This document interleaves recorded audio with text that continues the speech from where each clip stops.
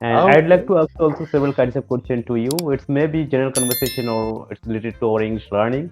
Mm-hmm. I teach some students, a lot of students also asking to me, yeah, what is the shortcut way to learn English? So it's kind of a Hard confusing question. question.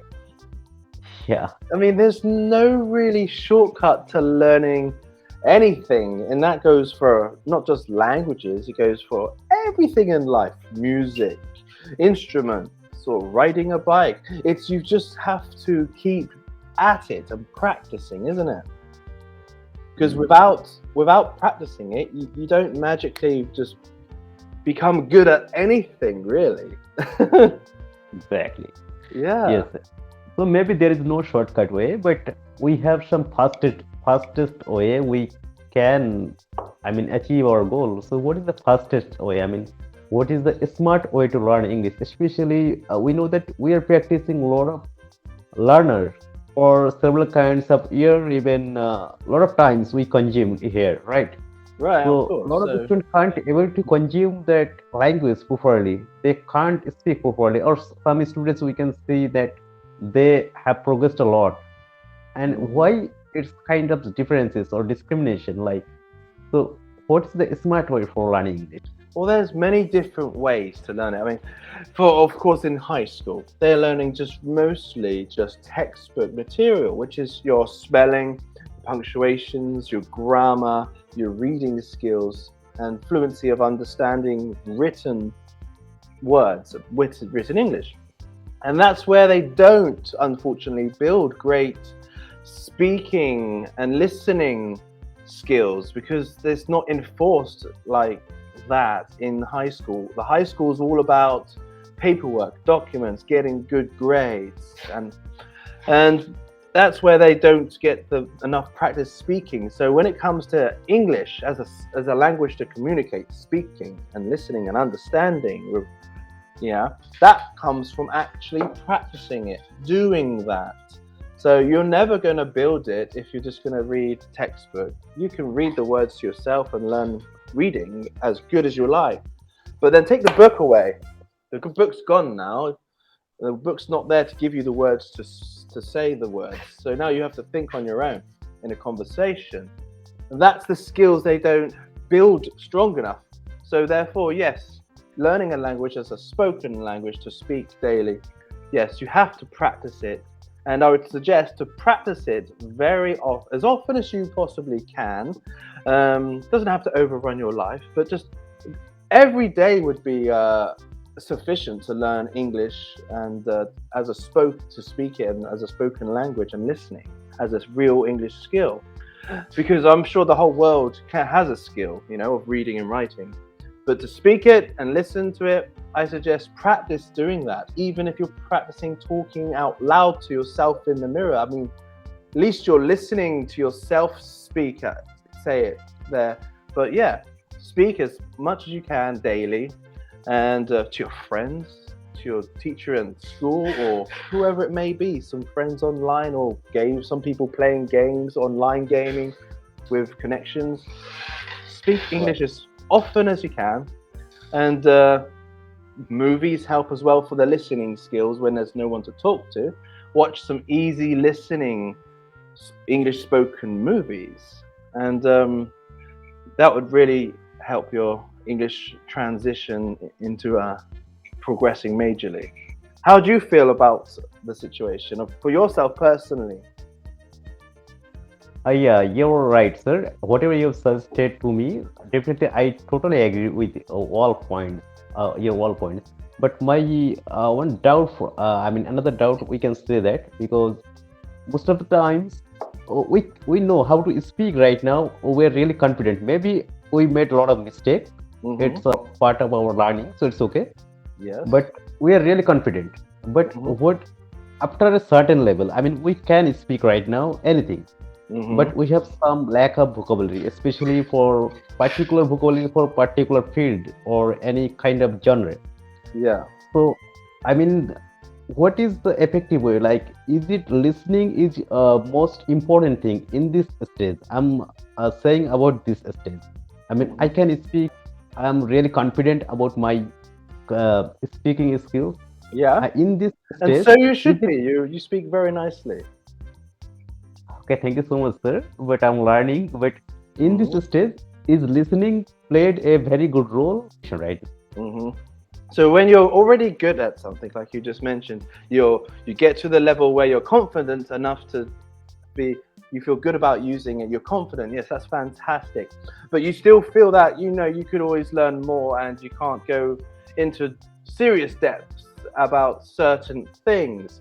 That would actually have to take advanced lessons in particular topics, and learning when you're learning those particular topics, cover at least 5 to 10 new vocabulary words about this topic, and as well as you can adapt to using them in the classroom, and then you can fully understand those 5 or 10 words, and then that'll give you something to go off and do and practice that for a week. And then by the time next week, after you've practiced those 5 to 10 words, next week we could add to that, and then repeat that every week or 2 weeks, depending on your speed of memorization and progressing. Right.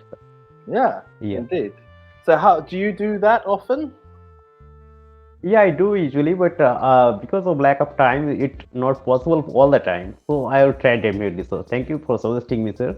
So Yeah. another question I'd like to ask to you, All like right. most of the cases, as you know that phrasal verbs or maybe idioms and phrases, Ah, it really good for using E- speaking English. idioms and But idioms. the Yeah. most important thing is we know meaning of that particular phrases and idioms, but Hmm. we couldn't able to utilize it in the perfect way. So what's your suggestion? How could we use that phrases and idioms in our speaking?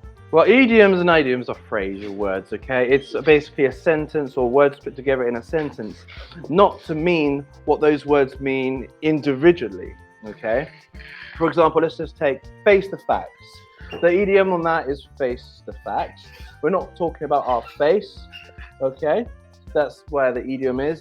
This word is used for this expression to mean something about the fact of a different thing. So anyway, face the facts. It's repeatedly shown as you have to, meaning I have to face the facts, which is meaning I have to accept the hard truth, meaning the negative truth about something may make me feel depressed, a bit sad, broken-hearted, or a little down about that. I've Right. had to face the facts that my ex-girlfriend doesn't love me.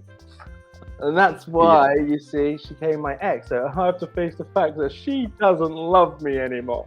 And I also have to face the fact that I'm a big, fat white man. So there you are. So we use these idioms. We don't even think of them as idioms, but they are idioms or idioms, how you want to say it. It's actually referred to more of your native speaking towards your close people, like friends and family, and it's also can be classed in a way as some kind of slang, which is also very helpful to learn, especially if you're going to want to live in some region, America, Australia, England. They all have their own different slangs. For example, the slang of excuse my French, he'll say something like, "Oh, he's pissed." In England, that means he's drunk. And in America, that means he's angry. Oh my God. Yeah, It's so confusing. so that's the one phrase there, exact, he's pissed. That means in England, where I come from, he's drunk. And in America, it'd be like, he's angry.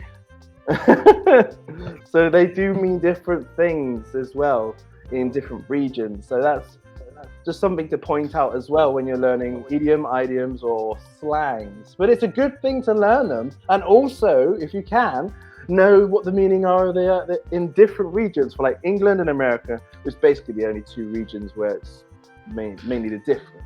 So even if you get to the point where you can learn idioms and slangs for England and know what they mean over here, or know the American versions and stuff, that's also quite a smart thing to know. Yeah, exactly, sir. So how could you deal like whenever if you go America, so if you use that particular phrase, so you will Yeah. get confused. I think your friend will get confused like American friends. So Yeah, well, I very mean, to be honest, yeah. When you go to like, but I'm a native speaker from England, so when I go to America, I'm thinking I'll have to like try and transition myself and think in their way of thinking of these slangs and idioms and stuff like that. And also, they'll find it hard when I'm saying things as well, like a slang or an idiom from England. They'll be confused at the same time. So we have to kind of like not just go back to speaking English like basic people. Hello, how are you? But so like Americans will usually just be like, "What's up, man? What's up?" And England's like, "All right, mate, how's it going? What you up to?" There's different. It means the same thing. "What's up, man? yeah, How's it howdy. going?" Howdy is What's up, another man? word. How's it going? Means Yeah. hello, how are you doing? And in English, it's the same thing. "All right, mate, what you been up to?" Means hello, what have you been doing today? So this is kind of slangs like this that we can bypass this quite easily anyway. So anyways, how do you feel about using idioms and slangs? Yeah, I feel actually I know a lot of meanings of that idioms and phrases, but I couldn't able to utilize it in particular like while I'm speaking. So Hmm. I am according day by day that kind of phrases and idioms try to utilize it, but it will take time maybe. Yeah, that's fantastic. Well, I appreciate you calling me today. Your English is very, very fluent and great. Have you been to the States or England before? No, no, sir. Unfortunately not, but I love to go there, especially English Yeah. speaking country like UK and US. Hmm. Is there So any thank you so particular much for that. country that you are fascinated about and would love to go there before you kick the can? Yeah, definitely. I'm really fascinated about UK and US, especially I told you before that English speaking country, even Canada as well. Like Right. the Yes. three countries are my first priorities. You know. Uh-huh. That was fantastic. That's great. And this is the end of the class, basically. It's 1 minute left. So, uh, could you give me some feedback about our class and things we've gone over and I've said to you? Are you appreciate? I mean, are you happy Okay, about what sure, we sure, covered? sir, definitely. Definitely. So I really enjoyed your conversation like that. Yes, And indeed. you're really good, awesome teacher. Actually, you're so frank and open-minded. So I really I'm enjoyed just. this I will conversation. say it straight to the point. I won't lead you around in circles or on a big novel idea about nothing. I'm straight to the point and get to it, and then that's the best way to be about anything in life. Hello guys, if you have found this video interesting, please like, share and subscribe my channel and press the bell icon for new updates. Thanks for watching. Till then, bye bye.